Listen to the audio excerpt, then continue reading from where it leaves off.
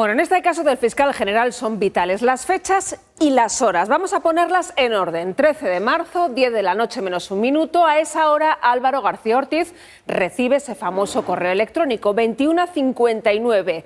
11 minutos después, a las 10:10 de la noche, aquí en lasexta.com, publicamos esa información. En esos 11 minutos, supone el juez que García Ortiz pudo reenviar ese correo, que los medios lo recibimos y que redactamos las noticias. Pero es que hoy hay un elemento más, una hora clave, fundamental, las 21:54. El juez entiende que solo García Ortiz pudo ser el autor de la filtración, pero 5 minutos antes, Alfonso Pérez Medina compartía ese mensaje con los compañeros de La Sexta. Recuerden, 21:54. A esa hora, Alfonso, tú ya manejabas esa información sobre el novio de Ayuso.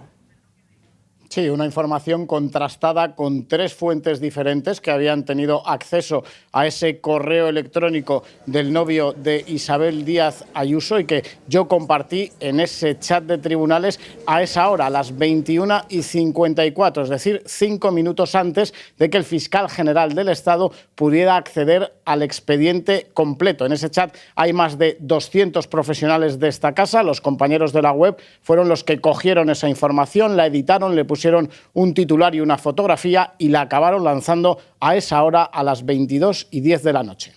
Alfonso, ese mensaje que tú compartías tiene información importantísima. Menciona al abogado de González Amador y apunta ya a esa oferta de acuerdo. Sí, en esa primera información revelábamos ya los 2 datos esenciales que se encerraban en ese correo electrónico. Por un lado, que esa oferta de acuerdo de conformidad no había partido de la Fiscalía, sino del abogado de Alberto González Amador, por tanto, contradiciendo la información que a esa hora estaba difundiendo de forma falsa el jefe de gabinete de la presidenta Ayuso, Miguel Ángel Rodríguez, y también decíamos que en ese correo electrónico se reconocía que se habían cometido 2 delitos fiscales. Fijaos que estamos los periodistas de tribunales desde tiempo inmemorial reclamando transparencia, claridad, información en un ámbito tan opaco, tan reservado, tan poco acostumbrado a explicarse ante los ciudadanos como sería su deber, como es el del Poder Judicial y la Fiscalía. Y cuando nos hacen una nota informativa que no era cualquier nota, sino que trataba de desmentir bulos, noticias falsas, que algunos medios habían acogido en el sentido de que la Fiscalía había ofrecido un pacto a la pareja de la presidenta de la Comunidad de Madrid, Isabel Díaz Ayuso, para que asumiera su implicación en 2 presuntos delitos fiscales y que después había retirado el pacto para que de todas maneras fuera a juicio. Bueno, esto era exactamente al contrario. Era el abogado del señor González Amador, pareja de Díaz Ayuso, el que había propuesto por escrito al fiscal del caso un posible acuerdo a cambio de reconocer que, comillas, esto es una cita textual, ciertamente se han cometido 2 delitos fiscales, comillas. Esto se difunde al revés en algunos medios y la Fiscalía se ve obligada a aclarar las cosas. No solamente por honor a la verdad, sino también por un cumplimiento de su estatuto. El Estatuto Orgánico del Ministerio Público le encomienda dar una información veraz y transparente de lo que está sucediendo. Y en este caso, además, es que se ponía en entredicho la credibilidad y el buen hacer de un fiscal o de la Fiscalía en su conjunto.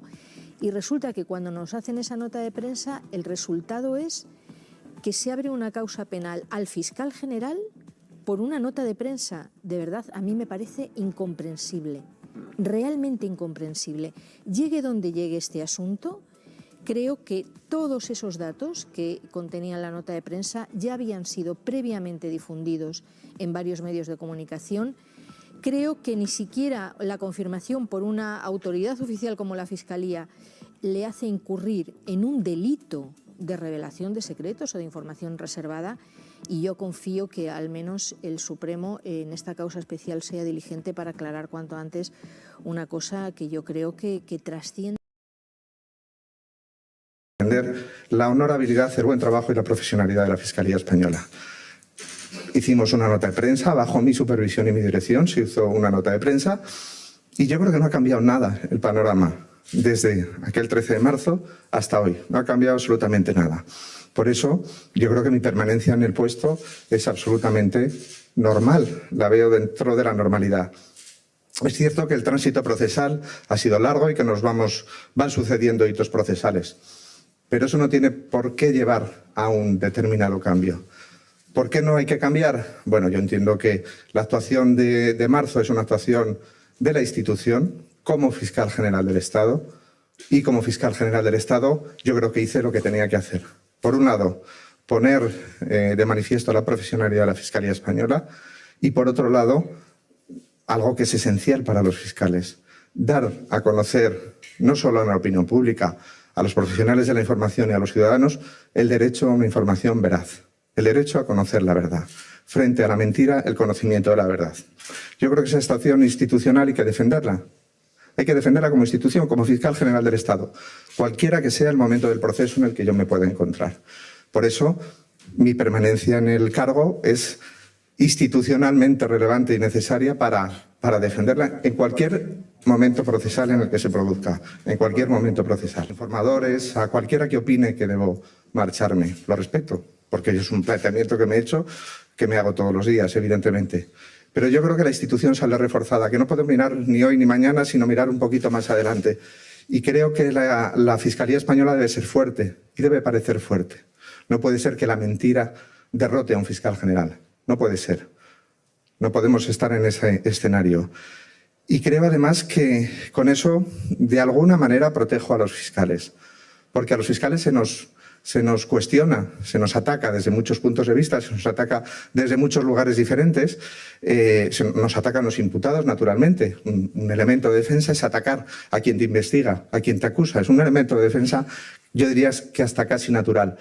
Y yo creo que como fiscal general del Estado debo posicionarme y decir que eso no puede ocurrir y que no somos una fiscalía débil, que sea cual sea el momento procesal en el que ese ataque se produce, hay que permanecer en el puesto. Y también si miramos un poquito más lejos, si la vista la ponemos no en mañana ni en pasado, creo que si yo no permaneciera en mi puesto, la persona que me fuera a sustituir, el siguiente fiscal o fiscala general, iba a ser una figura débil, muy débil en la democracia española. Y necesitamos una fiscalía fuerte, potente. Necesitamos una fiscalía que sea capaz de hacer frente a los desafíos del futuro, pero también, ¿por qué no decirlo?, a defender el lugar en el que nos encontramos, que a veces es un lugar entre medias de muchos intereses.